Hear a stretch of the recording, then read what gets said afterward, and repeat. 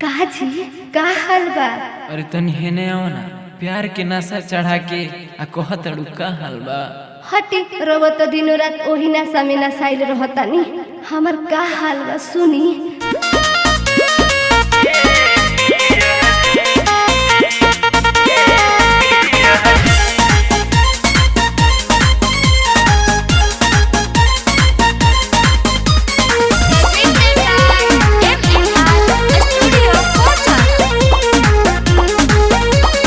गहरामी से फेंके लूटी देखी मोर मसीनावा ए पिया जी मने करब बहाना ना मन करे।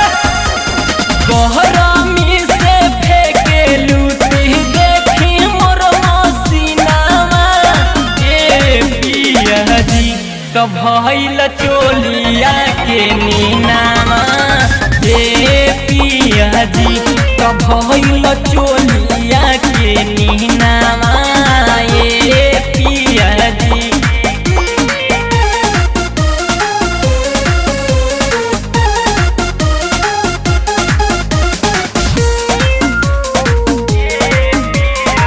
Music by Aman Rao.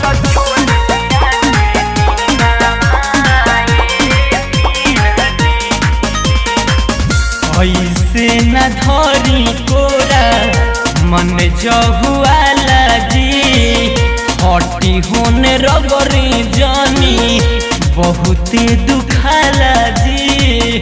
आज तोहर कौनो बहाना ना चले।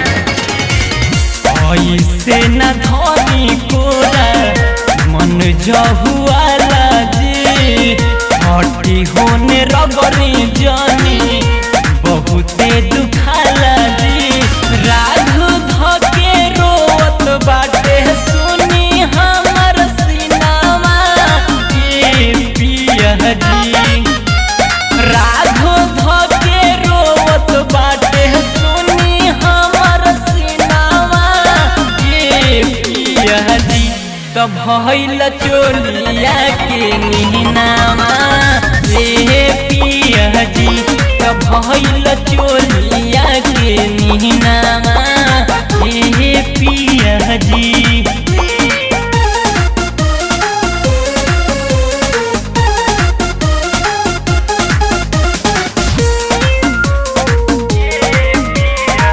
Music by Aman Rao.